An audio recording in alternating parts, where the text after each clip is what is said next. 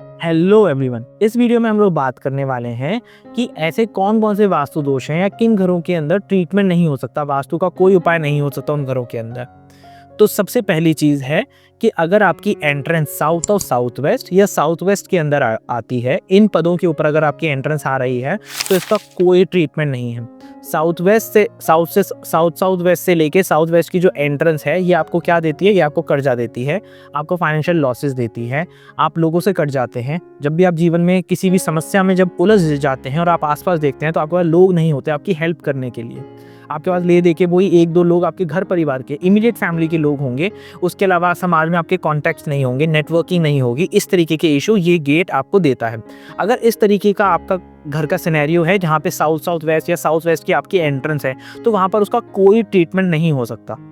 उसका एकमात्र जो ट्रीटमेंट है कि आप वहाँ पर दीवार खड़ी करें और घर के किसी और एरिया से जहाँ से पॉसिबल हो वहाँ से एक नए गेट की ओपनिंग खोलें, यानी कि गेट जो है कम्प्लीटली उस जोन से शिफ्ट करें। अगर ये चीज़ पॉसिबल नहीं है तो घर बदलें, क्योंकि जीवन में समस्या ज़रूरी नहीं है, जीवन में सुख होना ज़रूरी है।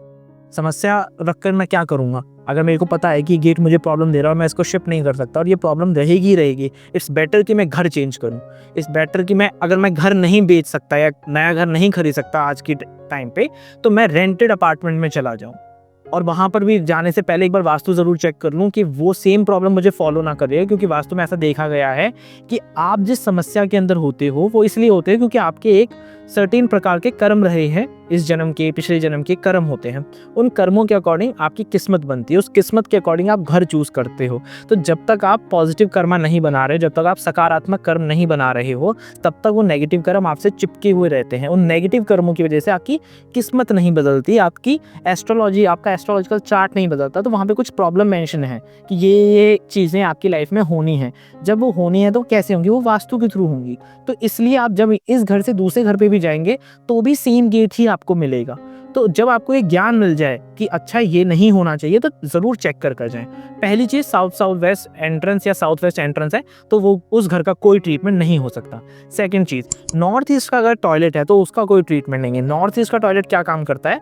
वास्तु पुरुष मंडल के अंदर एक देवता होते हैं, सिखी देवता, जो आपकी मेंटल क्लैरिटी के लिए रिस्पॉन्सिबल होते हैं। जैसे ही टॉयलेट आपके नॉर्थ ईस्ट में आता है वो उस देवता फील्ड को अफेक्ट करने लगता है। वो देवता फील्ड जैसे जैसे अफेक्ट होते हैं वैसे वैसे आपकी लाइफ में इश्यूज आने लगते हैं। मेजर इशू क्या आ सकता है? कैंसर हो सकता है, जो बहुत सारे केसेस में होता है। इसमें आपका एस्ट्रोलॉजी भी देखी जाती है कि एस्ट्रोलॉजी के अकॉर्डिंग अगर कुछ ऐसा सिनेरियो बन रहा है तो 100% वहाँ पे कैंसर होगा। उसके अलावा वहाँ पे पैरालिसिस हो सकता है, याददाश्त कमजोर हो सकती है, और सबसे इमीडिएट इफेक्ट जो 21 से 30 दिन के अंदर आपको आ जाता है वो है कि आपकी मेंटल क्लैरिटी खराब होने लगती है। आपको पता ही नहीं लगता कि मुझे क्या करना है। एज अ बिजनेस ओनर आपको ये लगने लगेगा मेरी मार्केट क्या है, मुझे कहाँ सामान बेचना है, क्या सामान बनाना है, रॉ मटेरियल कहाँ से लूँ, जिससे ले रहा था वो तो 2 रुपए महंगे दे रहा है, सस्ते वाले से खरीद लेता हूँ। आपका इस तरीके से एक साइकोलॉजिकल शिफ्ट होना शुरू होगा, जिसकी वजह से ये जोन का जो इफेक्ट है आपकी लाइफ में आना शुरू हो जाता है। तो अगर आपको मेंटल क्लैरिटी नहीं मिल रही है, घर में पैरालिसिस का इशू है, घर में कैंसर का इशू है, घर में कोई भी बीमारी है, मेजर बहुत बड़ी बीमारी है जिसका ट्रीटमेंट चल रहा है, सर्दी खांसी जुकाम नहीं, इस तरीके की बड़ी बीमारियां हैं, कैंसर, पैरालिसिस, तो नॉर्थ ईस्ट के अंदर टॉयलेट होता है, उसको रिमूव करके ही उसका ट्रीटमेंट हो सकता है।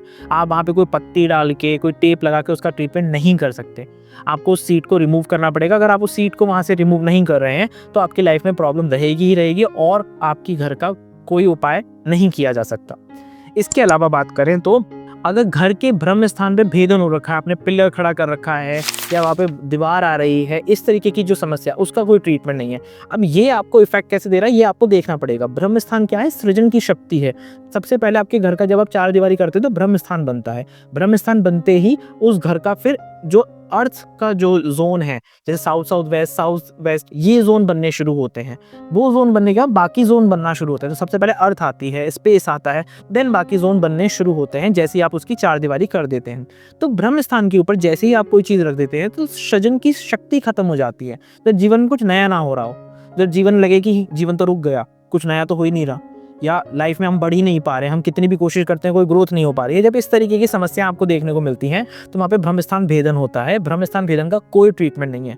अगर आपको ग्रिड करने के बाद लगता है कि आपके घर में ब्रह्मस्थान भेदन हो रखा है लेकिन आपको प्रॉब्लम नहीं आ रही है तो उसको नहीं छेड़ना है। वो जैसा है उसको चलने दिया जाए, क्योंकि जैसे ही आप उस एनर्जी फील्ड को चेंज करने की कोशिश करते हैं तो आपकी लाइफ में एक इमीडिएट इफेक्ट आना शुरू होता है। तो उसके लिए क्या कर सकते हो कि पहले आप 21 से 25 दिन, 1 महीने पहले उस घर को पहले खाली करो और दूसरे घर में, या आपका घर दूसरा घर है वहाँ शिफ्ट हो या रेंटेड अपार्टमेंट में शिफ्ट हो।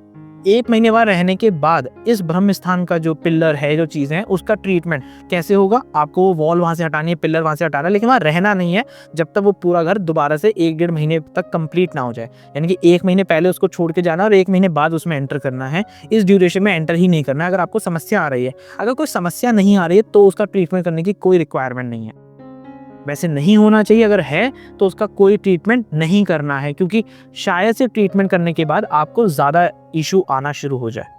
तो इस वजह से भी कहा जाता है कि ब्रह्म स्थान भेदन जिन घरों के अंदर होता है उनका ट्रीटमेंट नहीं किया जाता। उसका लॉजिक क्या है कि सृजन की शक्ति खत्म हो गई उस घर की, अब उसमें ट्रीटमेंट करके कोई बेनिफिट नहीं है। और अगर मैं वहाँ पे कोई ट्रीटमेंट करता भी हूँ तो वो एक ऐसी एनर्जी फील्ड है जहाँ पे कोई रिजल्ट आपको नहीं मिलेगा। तो साउथ वेस्ट की एंट्रेंस है, साउथ वेस्ट की एंट्रेंस है, नॉर्थ ईस्ट का टॉयलेट है या ब्रह्म स्थान भेदन है, तो इन चारों वास्तु दोषों का वास्तु के अंदर कोई उपाय नहीं है। अगर कोई आपको इनके उपाय दे भी रहा है तो वो उपाय आपके लिए काम नहीं करेंगे, क्योंकि टेक्निकली इनका कोई रिजल्ट आपको नहीं मिलेगा। तो ये 4 समस्याएं ऐसी हैं वास्तु के अंदर जिनका कोई भी ट्रीटमेंट नहीं किया जा सकता। आई होप ये वीडियो आपके लिए इन्फॉर्मेशनल रही होगी। मिलते हैं इसी प्रकार की एक और नई वीडियो में। Till then be happy, be healthy. आत्मा नमस्ते।